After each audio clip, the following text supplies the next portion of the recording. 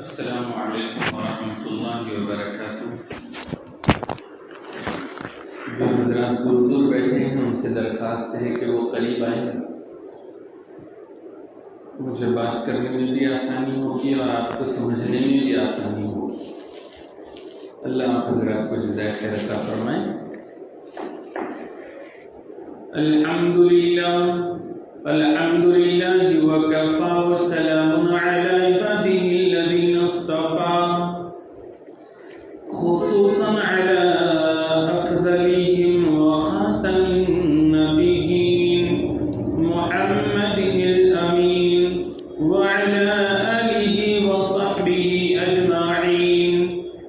اما بعد فاعوذ باللہ من الشیطان الرجیم، بسم اللہ الرحمن الرحیم۔ قل هل يستوي الذين يعلمون والذين لا يعلمون إنما يتذكر أولو الألباب۔ صدق الله مولانا العلي العظيم۔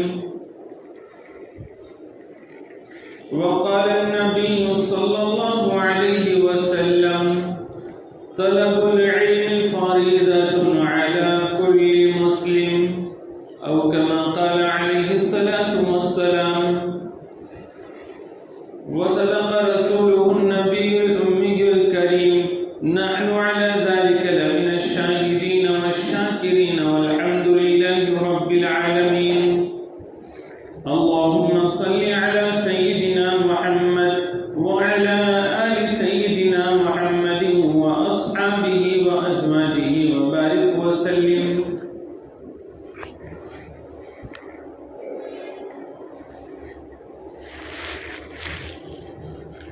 محترم بزرگوں اور دوستوں،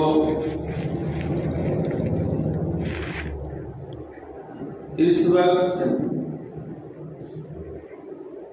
امت مسلمہ جن حالات سے گزر رہی ہے، ہر کوئی اس کو سمجھتا ہے اور اپنے اپنے ذہن کے اعتبار سے اس کا حل بھی پیش کرنے کی کوشش کرتا ہے۔ یہ حالات اور پریشانیاں چاہے حکومتوں کی طرف سے آ رہی ہو، چاہے عدالتوں کی طرف سے آ رہی ہو، چاہے میڈیا کی طرف سے آ رہی ہو، یا پھر یہ حالات اور پریشانیاں دیگر سماجوں کی طرف سے آ رہی ہو، مسلمانوں کے مستقل جو چیلنجز ہے، عیسائی مشنریز ہے، اسی طرح سے دیومالائی تہذیب ہے، اسی طرح سے مادہ پرستی ہے، اور گناہوں کا بازار گرم ہے، ہر جگہ سے فتنے نمودار ہو رہے ہیں۔ کون سی جگہ ایسی، کون سا حال ایسا کہ جس وقت میں گناہ سے بچنا کوئی ایک بڑا مجاہدے سے کم کام نہ ہو۔ ہر جگہ سے ایک مسلمان کو اس کے ایمان کے لیے، اس کے اعمال کے لیے، اس کے آخرت کے لیے بربادی کا سامان نظر آتا ہے۔ اب یہ سارے حالات ہیں، اور یقیناً ہر حال ایسا ہی، ہر مصیبت، ہر فتنہ ایسا ہے جس کے مقابلے کے لیے ہم سب لوگوں کو کمر بستہ ہونے کی ضرورت ہے۔ لیکن ایک بڑا مسئلہ سارے مسئلوں میں، اور ایک سب سے بڑی آفت ساری آفتوں میں، اور سب سے بڑا فتنہ سارے فتنوں میں جو ہے وہ یہ ہے کہ اس وقت میں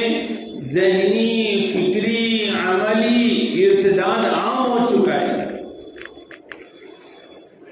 ایک مسلمان میں اور ایک غیر مسلم میں جو چیزیں بنیادی طور پر فرق کرنے والی ہیں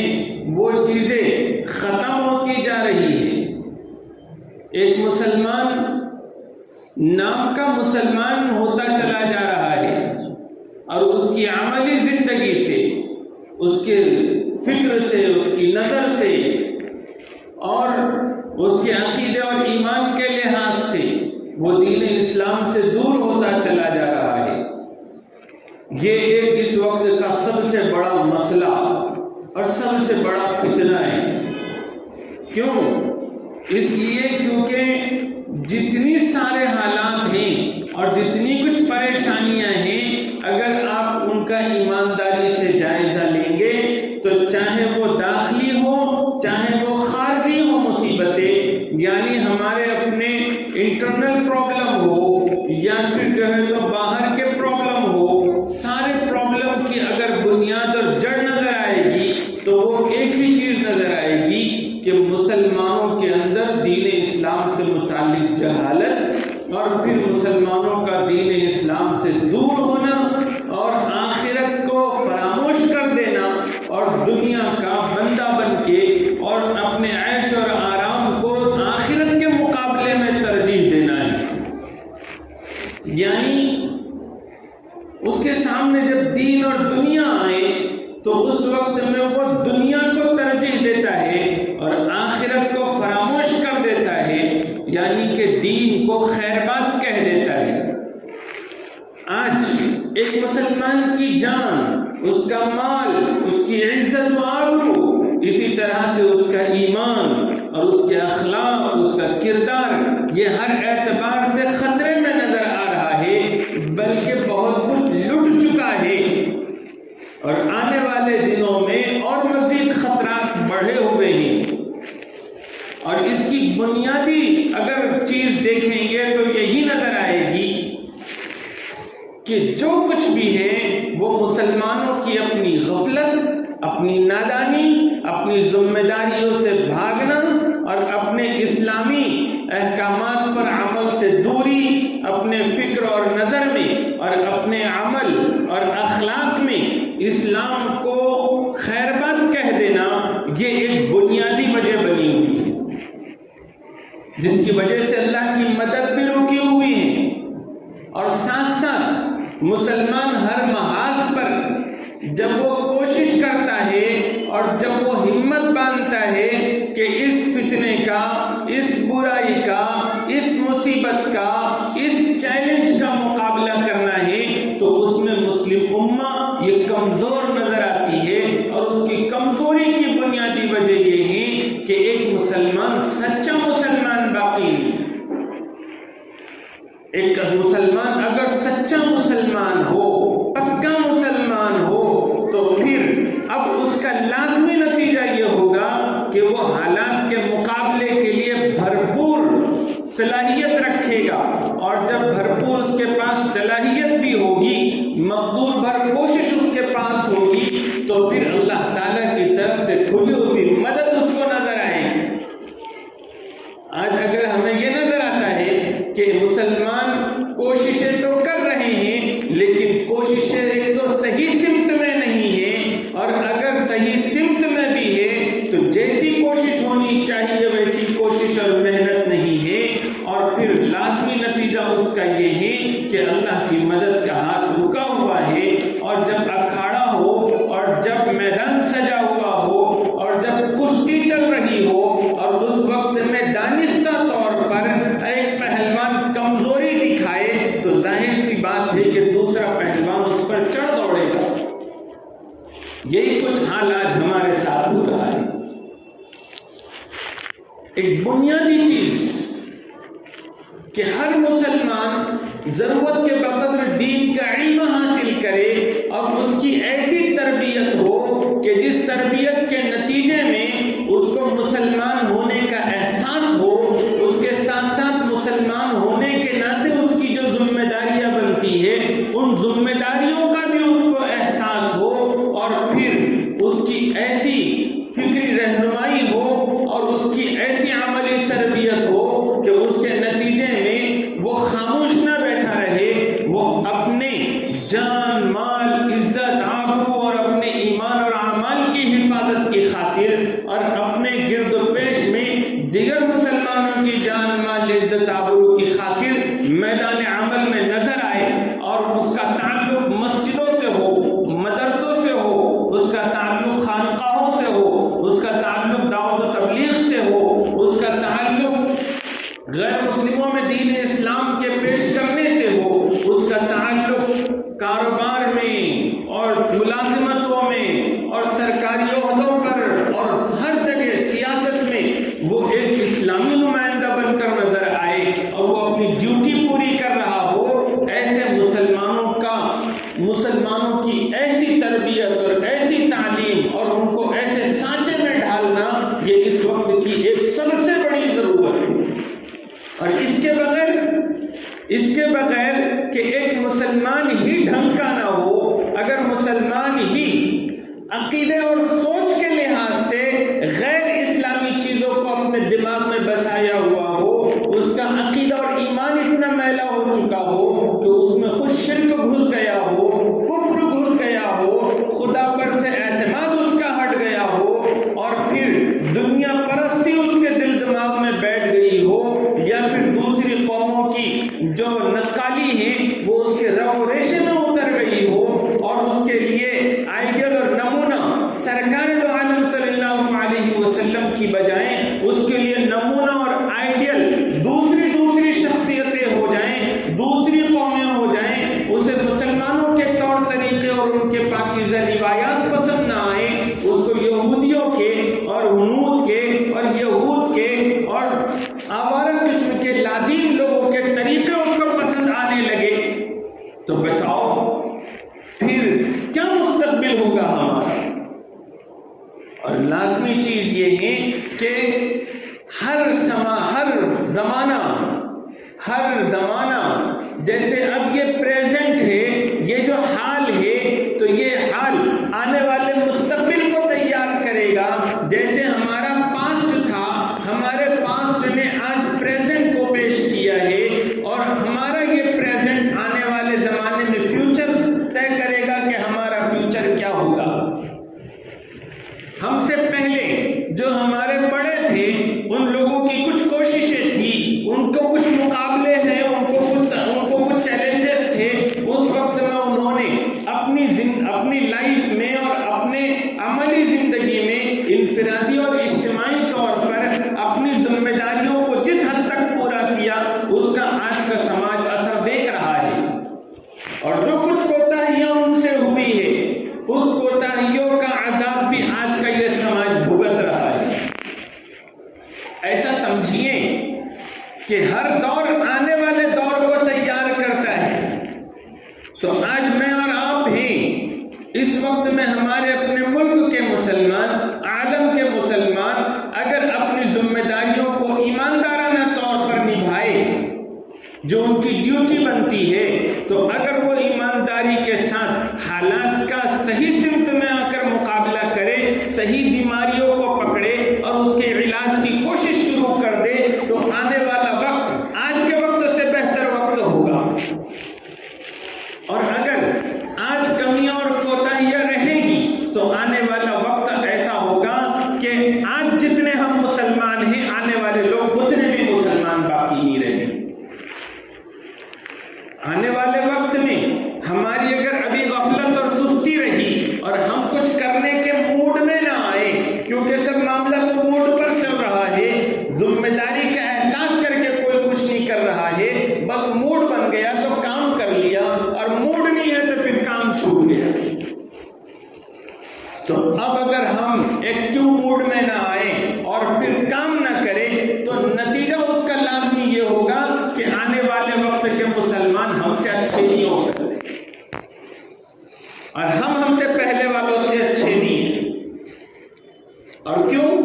کیونکہ ہم سے پہلے والوں نے بھی کچھ غلطیاں کی ہیں، کچھ کوتاہیاں کی ہیں، جو آج ہم اپنی شخصیت میں بھی ان کمزوریوں کو دیکھتے ہیں، اور ہمارے اپنے سماجی زندگی میں اور معاشرتی زندگی میں بھی ان کمزوریوں کو دیکھتے ہیں۔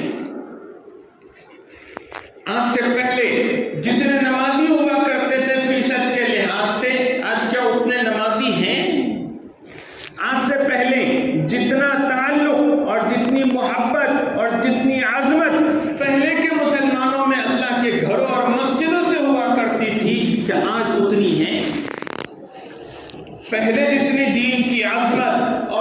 دین کا وقار اور شاعر اسلام سے وابستگی پہلے تھی کیا آج ہیں؟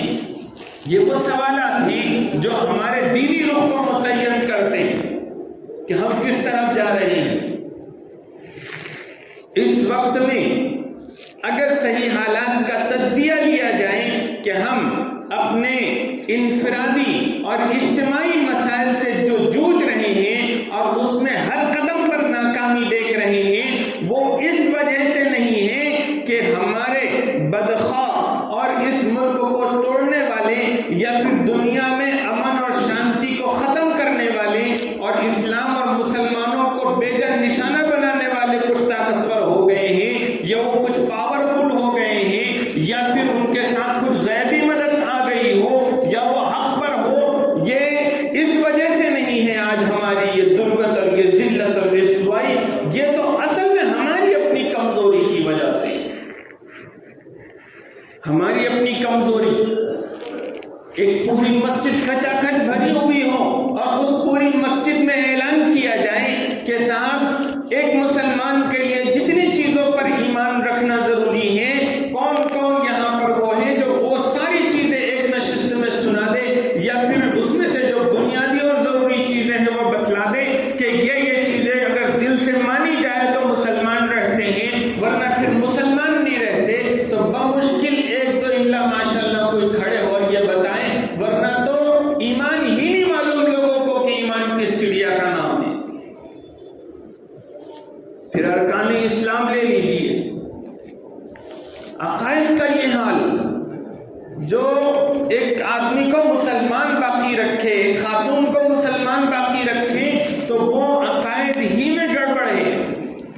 لا الہ الا اللہ محمد رسول اللہ، اس جملے کا زبان سے کہہ لینا، اس کا ترجمہ ذہن میں بٹھا لینا، یہی کافی نہیں ہے، یہ تو بنیاد ہے، یہ عنوان ہے، اس کے نیچے ایک مضمون ہے، ایک چیپٹر ہے پورا، ان تمام چیزوں کو اس کلمے کی وجہ سے ماننا پڑتا ہے، تب جا کے مسلمان بنتے ہیں۔ اللہ اللہ، حال اتنا برا ہے کہ اگر بستی کا گشت کیا جائے کسی، تو ان بستی میں ایسے نمونے بھی مل جائیں گے، مردوں میں بھی اور عورتوں میں بھی، کہ ان کو یہ ظاہری کلمہ جو عنوان کا ہے وہ بھی صحیح طریقے سے یاد نہیں ہوگا۔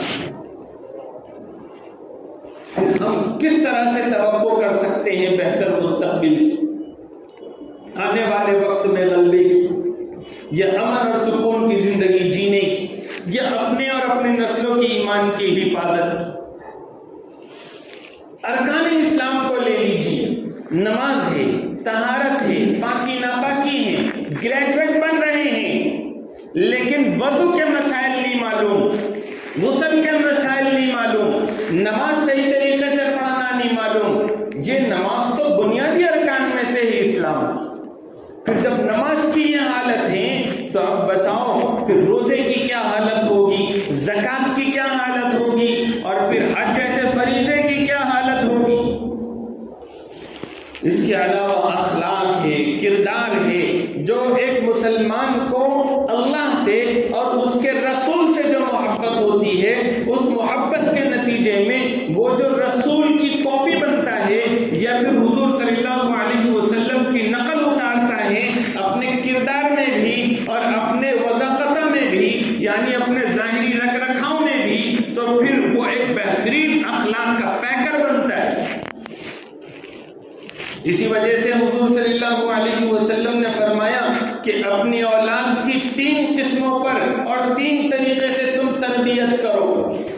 نمبر 1، ان کو رسول اللہ صلی اللہ علیہ وسلم کی محبت سکھاؤ۔ نمبر 2، ان کو آل رسول کی محبت سکھاؤ۔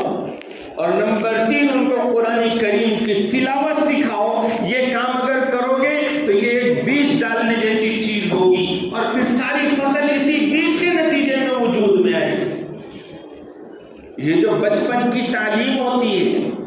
یہ تعلیم معمولی تعلیم نہیں ہے مکاتب کی، جس کو ہم نے پہلے تو بڑا سیریس لیا، لیکن جس طرح سے اب لاک ڈاؤن کے بعد مدارس متاثر ہو گئے، وہاں کے طلبہ کم ہو گئے، لوگوں کا اس طرف دھیان اور توجہ کم ہو گئی، اسی طرح سے مکاتب پر سے بھی توجہ ہٹ گئی۔ اور مکاتب کا بھی بہت برا حال ہم لوگوں نے بنا رکھا ہے۔ یاد رکھو کہ یہ جو مکاتب ہیں، یہ مکاتب، اس کی تعلیم، علماء فرماتے ہیں کہ مکاتب کی تعلیم وہ تعلیم ہے جو فرض عین کا درجہ رکھتی ہے۔ ہر مسلمان کو، چاہے وہ مرد ہو یا عورت، اس کو وہ تعلیم جو آج مکاتب میں دی جاتی ہے، اتنی تعلیم کا حاصل کرنا فرض عین کے درجے کی چیز ہے۔ اور ماں باپ کی ذمہ داری ہے کہ بڑے پن میں جو تعلیم ہوتی ہے وہ بھی ضرور مفید ہوتی ہے، لیکن بچپن کی جو تعلیم ہوتی ہے وہ ایسی ہوتی ہے جیسے پتھر پہ کچھ نقش کر دیا جائے تو وہ مٹتا نہیں۔ تو بچپن کی تعلیم کا بھی یہی اثر ہوتا ہے۔ تو بچپن میں جب بچہ 5-6 سال کا ہو جائے، اس کے بعد میں اس کو مکتب میں بھیجو، اس سے پہلے گھر میں دین کا ماحول دو اور ان کو قرآن کریم سے قریب کرو، ان کو رسول کریم سے قریب کرو، اور دین اسلام کی خوب اور دین اسلام کی بنیادی چیزیں ان کے دل دماغ میں اتارنے کی کوشش کرو۔ یہ مکتب کی تعلیم ایسی تعلیم ہے کہ مکتب کی تعلیم کی مثال کو ایسا سمجھو کہ ایک کسان ہے اور وہ کسان کھیت میں وہ زمین میں بیج ڈال دے، تو بیج ڈالنے کا جو کام وہ کسان کرتا ہے، تو یہ مکتب کا کام بھی اسی طرح کا ہے کہ بستی کے اندر جتنے مسلمان ہیں، وہ مسلمان اپنے بچوں کو، بچیوں کو جو چھوٹے چھوٹے ہیں، یہ ان کی زمین وہ ایسی بنانا چاہتے ہیں کہ اس میں اسلام کا بیج پڑ جائے، بعد میں اس کے پھل اور پھول نظر آئے، تو وہ فکر سے ساری چیزوں کو پیچھے ڈال کر اپنے بچوں اور بچیوں کو چھوٹے پن میں مکتب میں بھیجیں، اور پھر مکتب میں پڑھانے والے، مسجد کے ذمہ داران یہ اس بات کی کوشش کریں کہ یہاں جو بچے آئے ہیں ان کے دل دماغ میں اب اسلام کا بیج پڑ جائے۔ تو یہ محنت گویا کہ دین اسلام کو دل دماغ میں بیج کی طرح سے ڈالنے کی محنت ہے۔ اب یہ بیج پڑ گیا ہے تو پھر اب کسان اس کے اوپر سے پھر ہل چلائے، اس کے اوپر سے پھر پانی اس کے اوپر ڈالے، گھاس پھوس کو ہٹائیں، دوسری محنتیں کریں، تو بہترین فصل وجود میں آ سکتی ہے۔ تو مکاتب کی تعلیم کے بعد اگر گھر کے لوگ مناسب ماحول ان کو گھر میں دے، اور اس کے ساتھ ساتھ دیگر دینی محنتیں کرنے والے ان کے اوپر شفقت اور محبت سے ہاتھ رکھیں اور ان کو اپنے قریب کرنے کی کوشش کریں اور ان کو دینی خدمات سے جوڑیں، تو پھر ان کے اندر ایک رنگ پیدا ہوگا، ایک ان کی زندگی کا ڈھنگ پیدا ہوگا، اور پھر وہ ایک مثالی لائف اسلامی جی سکتے ہیں۔ لیکن اگر محنتیں سب ہو لیکن بیج ڈالنے کا ہی کام نہ ہو، تو بتاؤ وہ محنتیں برابر ہو سکتی ہیں؟ اس وقت میں ایک مسلمان کا مسلمان باقی رہنا ضروری ہے، اور اس کے باقی رہنے کے لیے جہاں بہت سارے کام چل رہے ہیں سماج میں، اس میں سب سے بڑا کام اور بنیادی کام مکاتب کا ہے۔ جن مساجد میں مکاتب نہیں ہیں، وہاں فکر کے ساتھ مسلمانوں نے مکتب قائم کرنا چاہیے، اور جہاں مکاتب ہیں اس کو منظم اور مستحکم بنانا چاہیے، اور عام مسلمانوں نے اس کی مال کے اعتبار سے بھی اور اس میں بچے پہنچانے کے اعتبار سے بھی اور وہاں کی ماحول، اس کو دینی تربیت کا ماحول دینے کے لحاظ سے بھی سب نے معاون بن جانا چاہیے، کیونکہ آج یہ بنیادی ضرورت ہے۔ کیونکہ ایک مسلمان اگر سچا مسلمان ہوگا تو پھر حالات کا وہ ہر اعتبار سے مقابلہ کر سکتا ہے، وہ ذمہ داریوں پر کھڑا رہ سکتا ہے۔ ورنہ صورتحال جو چل رہی ہے وہ یہی چل رہی ہے کہ آج اغیار کا کیا رونا رویا جائے، جو کچھ بھی ہے وہ ہمارے اپنے ہی ہیں، جن کی وجہ سے اسلام کو بھی مسلمانوں کو بھی ذلت کا منہ دیکھنا پڑتا ہے، ناکامی کا منہ دیکھنا پڑتا ہے۔ آج اگر جانیں ضائع ہو رہی ہے تو اس کے پیچھے آپ کو دکھے گا تو منافقوں کا وہ ٹولہ بھی دکھے گا جو دشمنانے جان کو تقویت پہنچانے کا کام کرتے ہیں۔ اگر مسلمانوں کے مال کا نقصان ہو رہا ہے تو پھر ان مالوں کے نقصان کے اندر بھی آپ پیچھے سے جا کر دیکھیں گے تو مسلمانوں ہی میں سے کوئی نہ کوئی آپ کو ایسا نظر آئے گا جو ان کا اعلی کار بنا ہوا ہے۔ اگر عزتوں کے ساتھ کھلواڑ ہو رہا ہو، بچیاں غیر مسلموں کے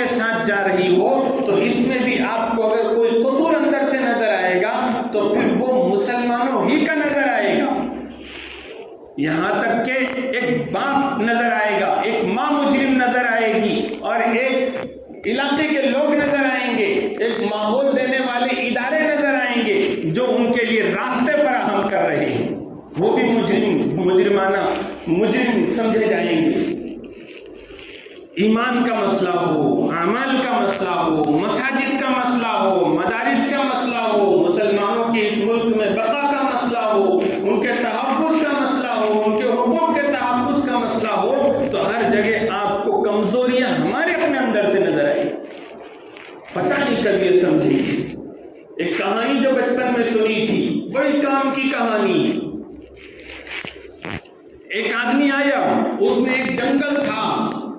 اس جنگل میں کلہاڑ کے ذریعے سے سارے درختوں کو گرا دیا، بڑے بڑے تناور، بڑے بڑے لمبے لمبے اور بڑے چوڑے چوڑے درخت تھے، وہ زمین پر اوندھے منہ لیٹے ہوئے تھے۔ ایک چھوٹے درخت نے اپنے بغل میں بڑے درخت سے کہا کہ حضرت کیا مصیبت آئی ہے، ایک چھوٹے سے لوہے کے ٹکڑے نے پورے جنگل کو صاف کر دیا، اور بڑے بڑے ہم درخت اتنے ڈیل ڈول والے، اتنے طاقتور کہ ہوائیں تیز چلتی تو ہم صرف مسکراتے ہوئے اور کھیلتے ہوئے اس کا استقبال کرتے اور ہم گر نہیں پاتے، اسی طرح سے لوگ سایہ حاصل کرتے، سب کچھ تھا ہمارے پاس، ہم کون سا فائدہ نہیں پہنچا رہے تھے، سب تھا ہمارے پاس، لیکن ایک لوہے کے ٹکڑے نے ہمارے لیے قیامت برپا کر دی اور سارے درخت اوندھے منہ پڑے ہوئے ہیں۔ تو وہ جو بڑا درخت تھا، بزرگ سمجھدار قسم کا، وہ کہنے لگا کہ بیٹا تم نے غلط سوچا ہے، وہ چھوٹے سے ٹکڑے میں وہ طاقت اور ہمت کہاں کہ جو پورے جنگل کو صاف کر دے، جب تک کہ ہمارے ہی لکڑی کا ٹکڑا اس کے اندر نہ گھسا ہوا ہو۔ اس کا نتیجہ ہے کہ یہ سب کچھ جنگل ویران سے نظر آ رہا ہے۔ اپنے بچوں کی اگر آج ہم نے فکر کر لی کہ یہ بچے ایسے ہوں کہ مکتب سے کوئی بھی دور نہ رہے، اور ذمہ داران بستی کے وہ مکاتب کے نظام کو مضبوط کرنے کا کام کرے، یعنی کہ ہم یہ جو بچے ہیں، جو آنے والا کل ہے، ہمارا مستقبل ہیں، یہ مسلمان ہیں آنے والے، یہ آج ہم چلے جائیں گے تو یہ ریلوے اسٹیشن کا ایریا کون ہوں گے؟ یہ جو معصوم چھوٹے چھوٹے بچے ادھر ادھر بیٹھے ہوئے ہیں، کل یہ اگلی صفوں میں ہوں گے، اور کل یہ معاشرے اور سماج میں اسٹیشن کے لوگ سمجھے جائیں گے۔ اگر ان کے دلوں میں ہم نے ایمان کو رچا اور بسا دیا، ان کے دلوں میں اسلام کا بیج مکتب کی تعلیم کے ذریعے سے ڈال دیا، تو پھر یہ آنے والا جو علاقہ ہوگا ہمارا، آنے والے وقت میں جو ہماری نسل ہوگی، وہ آج سے بہتر ہوگی۔ خود اللہ تعالیٰ فرماتے ہیں کیا علم والے اور بے علم برابر ہو سکتے ہیں؟ ہرگز نہیں ہو سکتے۔ جن کو دین کی بنیادی معلومات ہو وہ، اور جن کو دین کی بنیادی معلومات نہیں ہے وہ، دونوں ایک جیسے سوچنے والے نہیں ہو سکتے، ایک جیسے عمل کرنے والے نہیں ہو سکتے، ایک جیسے وہ نظر نہیں آ سکتے، کیونکہ ایک کے اندر جہالت ہے اور ایک کے اندر علم کی روشنی۔ حضور صلی اللہ علیہ وسلم نے فرمایا کہ ضرورت کے بقدر دین کا علم حاصل کرنا ہر مسلمان پر فرض ہے۔ یہ جو بنیادی تعلیم مکاتب کی ہے، اس کو خوب مضبوط کرو۔ اس کا یہ مطلب نہیں ہے کہ بڑوں نے ضرورت کے بقدر دین کی تعلیم حاصل نہیں کرنا چاہیے، یا خواتین نے دین کی تعلیم حاصل نہیں کرنی چاہیے، نہ، ان کے لیے تو اول درجے میں ضروری ہے، کیونکہ وہ مکلف ہے، پہلے ان کا ہی نمبر آتا ہے۔